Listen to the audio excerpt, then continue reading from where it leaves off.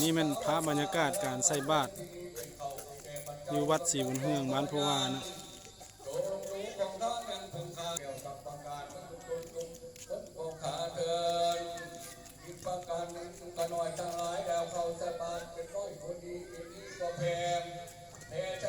ปิปฏิปตังนาคังมุเสมังอาทิกรณังมัสเสกรณังปริโยกรณังตัทังสมนันทนังเกลาปริปุณังภมมากัลยนังปกาสิทโนกัสสารตนังกโลมังนะโมตัสสะภะคะวะโตอะระหะโต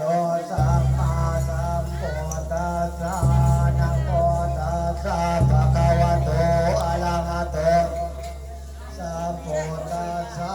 นะโมตัสสะภะคะวะโตอะระหะโตสัมมาสัมพุทธัสสะพุทธังอายุวัตนังทุติยมปิพุทธังสรณังคัจฉามิทุติยมปิพุทธังสรณังคัจฉามิทุติยมปิธัมมังสรณังปันโนภะคะวะโตสาวกสังโฆโอตุปฏิปันโนภะคะวะโตสาวกสังโฆญาณปฏิปันโนสังโฆอันนี้ก็แม่นเริ่มใส่บาตรแล้ว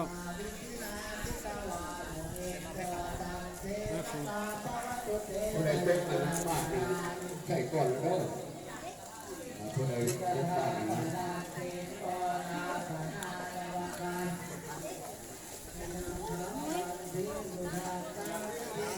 เพิ่นให้ผู้ชายใส่ก่อนเนาะใส่บาตรอยู่บ้านเพราะว่า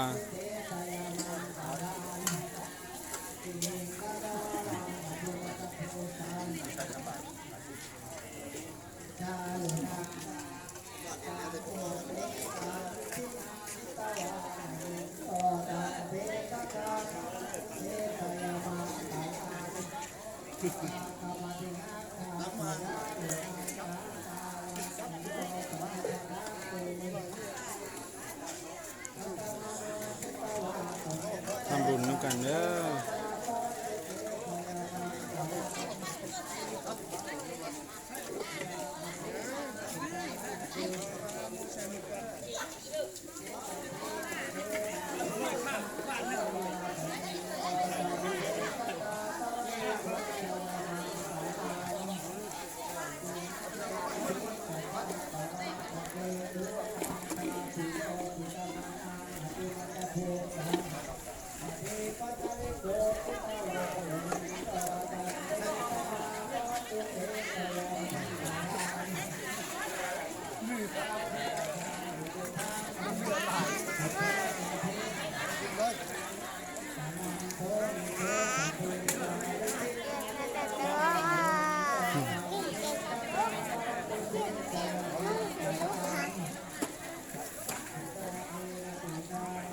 ยัง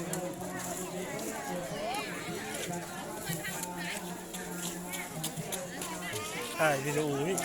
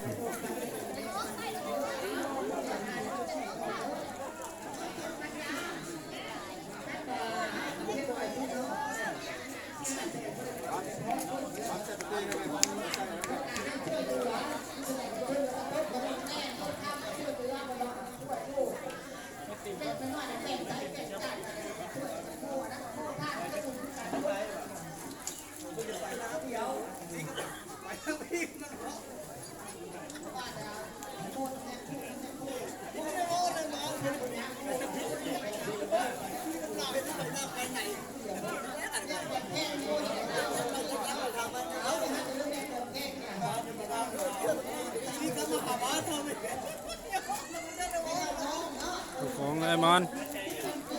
ถูกของ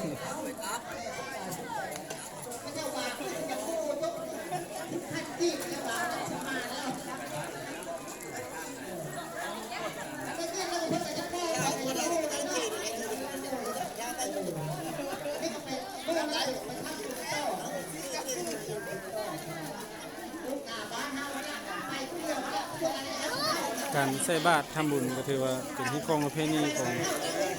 ชาวลาวเฮานะตักบาตรหยาดน้ำ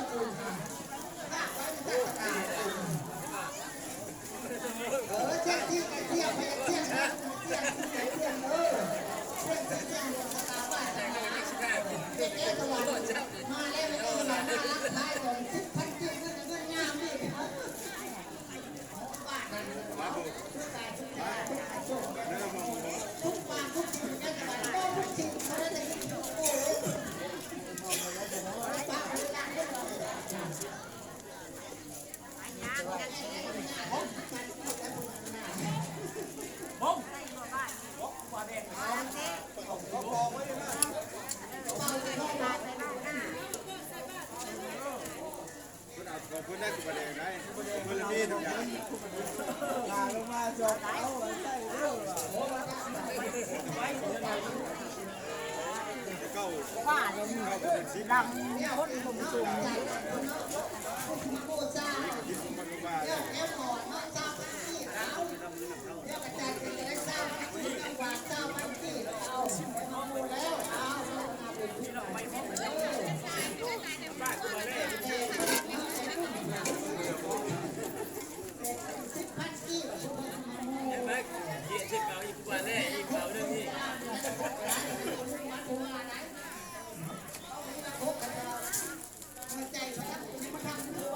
ไม่เอาแล่เนาะ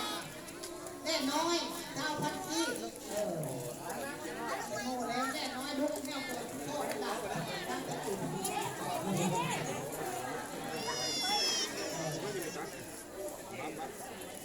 ยามันยาไปแนวกินของธนาชาติแล้วเอาแม่ไปแม่นั่ง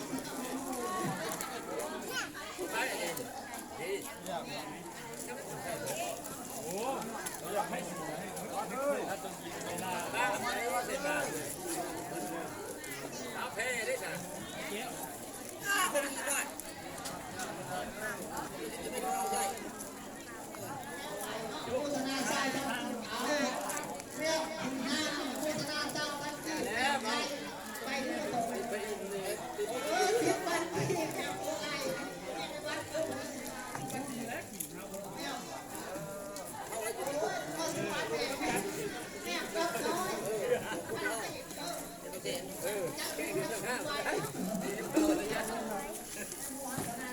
แม่โกงเป็นแม่ใหม่เนาะนั่งไม่ใหม่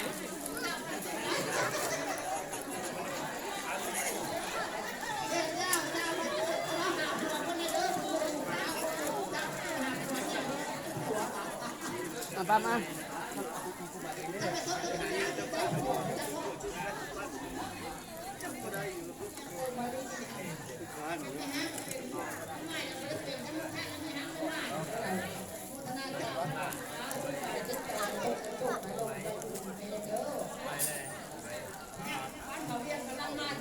นี่เดี๋ยวจะหาย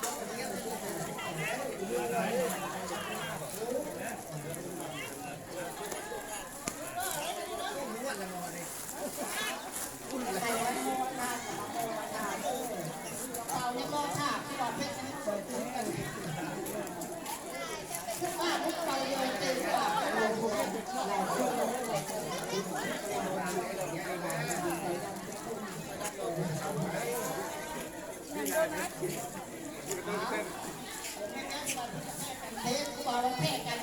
เขากันเทศกันพบทุกกันเวลา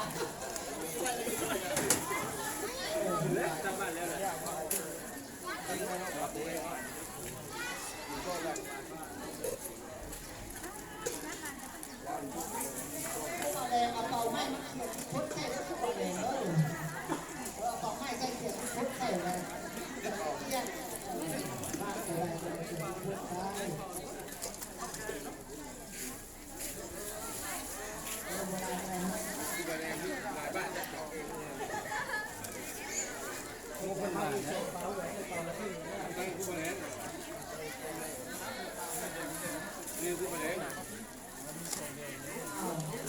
ทักใจจะปลูกทักใจจะปลูกมาโมมาได้เนาะเอาโดยมาเสด็จได้โดยมากันเนาะแนวข้ามเนาะข้ามมาโมมาทางที่เป็นปีบเนี่ยสีสมองมันเป็นปีบออกมันโมเสร็จเลยเนาะแต่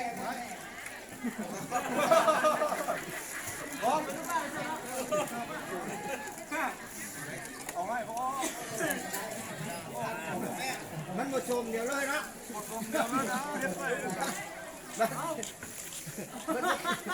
มันมาชุบง่ายมันได้น้อยมันเพิ่มน้อยนี่มันได้ง่ายตัวให้กับป้อนกับมันชมเดี๋ยว ภาพอยู่หน้ากล้องไปสิถ่ายรูปยืนอยู่ฮะซา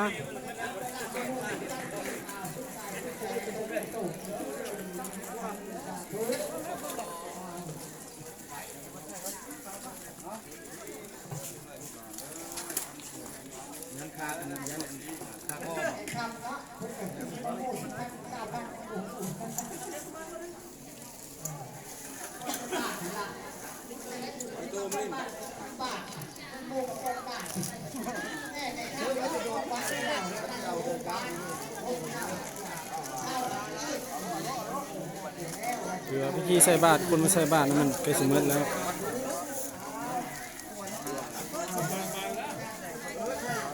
ก็ได้ก็ขอ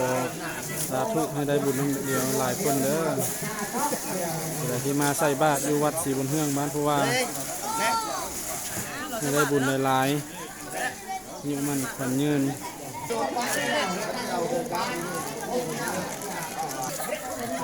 ผู้ใดที่เข้ามาเบิ่งคลิปนี้ก็ขอให้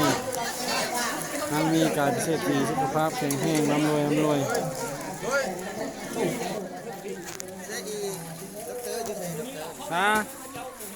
เข้ากล้องละยับไปยับถอยไปนี่หน้ามา